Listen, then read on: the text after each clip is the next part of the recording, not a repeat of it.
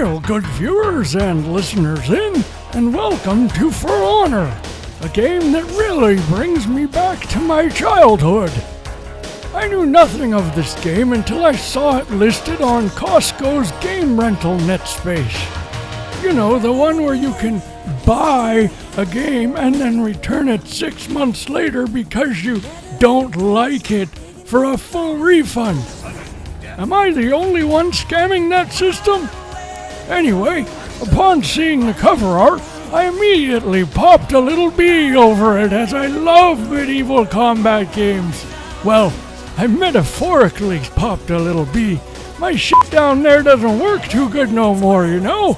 But I digress. I was excited at the prospect of another Souls-style game. In spite of my initial impression, it turns out that it has more in common with a fighting game than the adventure hack and slash I was expecting. But is it any good? Well, let's dive in and find out. Post-haste! At its core, For Honor is a multiplayer versus hack and slash game. The round-based combat is most comparable to shooters like Gears of War, but with a medieval hand-to-hand combat twist. It's a unique concept, which is pretty cool for the most part. I like the chaotic situations presented in the Dominion mode, which is where I've spent most of my time thus far. In Dominion, there are Titanfall-style bots on the battlefield which do little more than get in your way while you search for a real opponent. Curiously, you're not able to lock onto the bots, which leads to a lot of mindless button mashing. But don't get too comfortable mashing buttons, as doing that when fighting a human opponent or even one of the well-programmed AI-controlled heroes will lead to a swift death.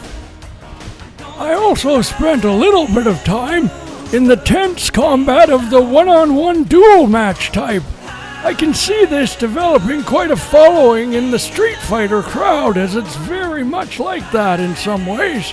Overall, though, I found that mode to get boring fairly quickly and soon returned back to the craziness of Dominion. Regardless of which match type you choose, your level of enjoyment in this game is likely to depend more on how you feel about the unusual combat system over anything else. It feels really strange at first to use the right stick not just for the camera, but also for both offensive and defensive maneuvering. There were many occasions where I ended up in trouble simply because in the heat of the moment I would let go of the lock-on button, and instead of blocking, I'd start swinging the camera around all willy-nilly. Even when I felt like I'd grasped the mechanics of it and was winning more battles than I was losing, it still felt awkward to me at times. You're also pretty much forced into blocking the strikes. In other close-quarter combat games like the Soul series, I prefer to stay elusive with dodges, but this game simply does not cater to that playstyle. The dodges and rolls feel way too clunky and unrefined. Come on, dodge! Dodge! Your other option would be to learn to parry, but regular viewers will know that I often have difficulty with anything even related to the word parry. It's just not my thing.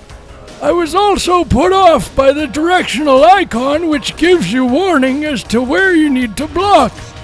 I tried just looking for body movements in the fights to tell where the attack was coming from, but I found that unless I watched the little icon, I would get slaughtered every time. It kind of made the whole fight feel like a quick-time event. Eventually, I did get used to watching the icon, to the point where I didn't even really notice it anymore. And despite my reservations, I found myself enjoying the game the more I played it. The fighting is extremely intense and immersive, even against the AI-controlled heroes. Though, having said that, the game definitely shines when facing a human opponent of similar skill. The multiplayer maps really aren't very big or complex, but they look amazing and give the feel of being a small part of a larger battle, what with arrows and catapulted firebombs constantly flying overhead. Even though the maps do look interesting, there really isn't much to them, which I feel sums up the multiplayer offering in general. What's here is good, but there's not nearly enough of it or enough variety. The game only ships with 6 maps, which is just not enough for a multiplayer-focused game. Sure, there are different variations on the map, like a day, night, or snow setting, but realistically, it doesn't add much. Apparently, all future DLC maps will be released free of charge, but I'm reviewing what they sent with the game, not what they intend to add later. It's a shame that in a game with so much innovation, they didn't put more thought into the actual multiplayer modes. They really should have given more thought to the package. A cool addition to the Dominion mode would have been having gated off areas that would open up as the match progressed. Or have something like Battlefield's Rush mode, where the attackers constantly push forward while the defenders try to whittle down their forces before they're overrun. While the graphics look great, the presentation is let down on console by a fairly weak frame rate. I played the game on both the PS4 and the Xboner, and it was fairly juddery on both systems.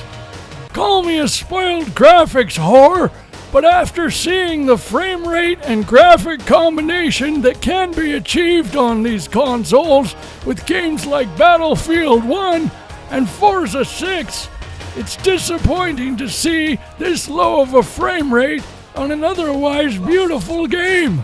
Having said that, the character animations are top-notch and movement feels appropriate for someone wearing a full suit of heavy armor.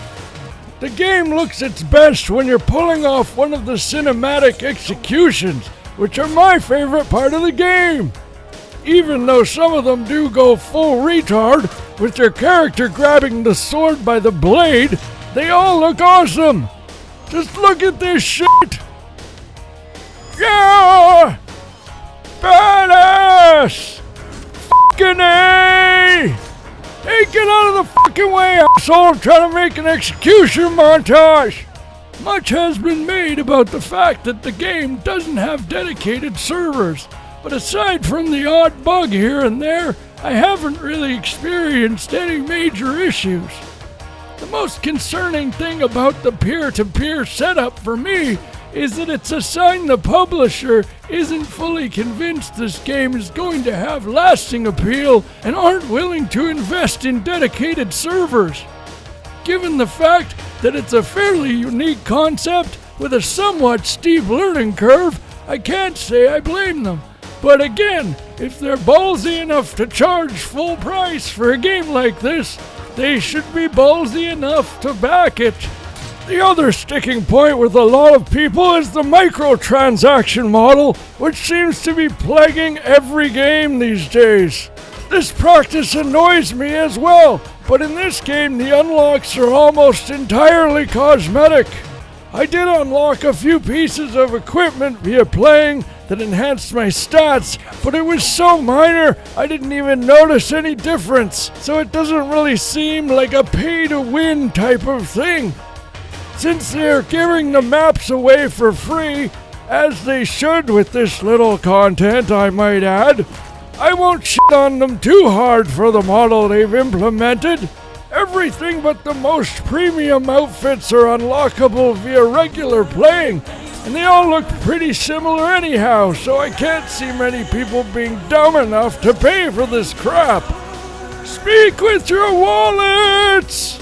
The campaign, which I fully expected to be a tacked-on, last-minute piece of shit, actually turned out to be quite good. The story isn't really of much interest, but there's some cool set pieces and beautiful locations to take in throughout. The combat can get a bit repetitive at times, but there are enough hero fights thrown in to keep you interested. The boss battles are surprisingly intense and can be just as tough as fighting a human player with some crafty AI even on the normal difficulty setting, especially Apollonia.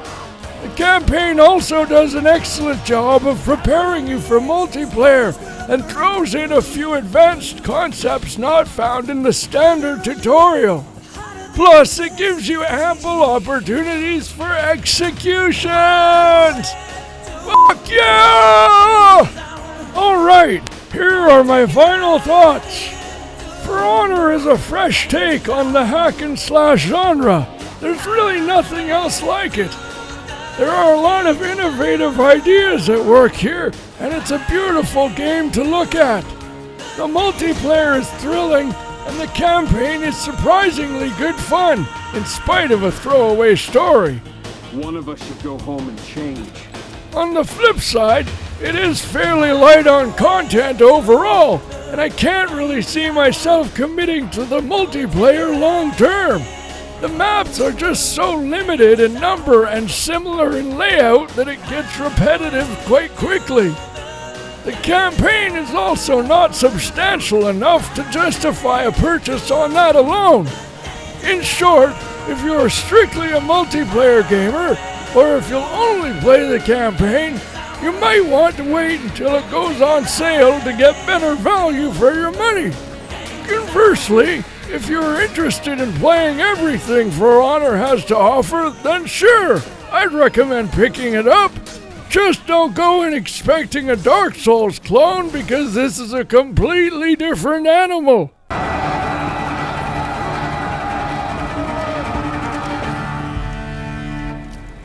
I give For Honor a 10 out of 13.